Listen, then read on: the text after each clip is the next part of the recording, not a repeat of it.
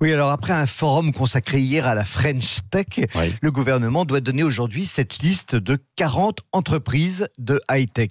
Elles seront donc réunies au sein d'un club qui s'appellera, comme vous l'avez dit, le Next 40, mais qui ne sera pas du tout un indice boursier, car il y aura beaucoup d'entreprises non cotées en bourse. Alors vous allez me demander à quoi ça sert. Bah oui. Bien, le but, c'est simplement de donner plus de visibilité à ces entreprises, en France comme à l'étranger. Et la visibilité, c'est important pour qu'elles attirent des capitaux ou des talents de manière à grossir aussi vite que possible. Ces entreprises seront également chouchoutées par l'État qui va concevoir pour elles un programme d'accompagnement spécial. Ce sera donc intéressant de voir quelles seront les entreprises choisies dans la mesure où on a déjà en France 7 licornes, c'est-à-dire des entreprises qui valent plus de 1 milliard d'euros. On y trouvera sans doute Doctolib, Blablacar, Miro, qui est une entreprise d'intelligence artificielle, Frishti, Deezer, que connaissent bien les amateurs de musique, ou Mano et Mano, que connaissent bien également les amateurs de bricolage. Ah oui. Oui, c'est vrai.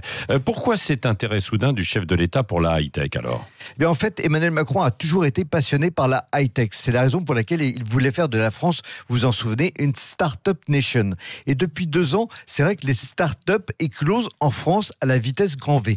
Mais le chef de l'État veut qu'elles grandissent plus vite et donc qu'elles puissent lever des fonds plus facilement. C'est ce qui l'a amené à mobiliser une vingtaine d'investisseurs à hauteur de plusieurs milliards d'euros. L'objectif, c'est d'avoir une dizaine de fonds de la taille d'environ 1 milliard d'euros chacun à l'horizon 2022. Car l'Élysée a un objectif, c'est d'avoir 20 entreprises françaises de high-tech qui vaudraient chacune 1 milliard d'euros d'ici 2025. Donc, c'est de tripler par rapport à aujourd'hui le nombre de licornes, puisque nous n'en avons aujourd'hui que 7. C'est un objectif ambitieux, mais n'oublions pas qu'au premier semestre, près de 400 startups ont réussi à collecter au total près de 3 milliards d'euros en France.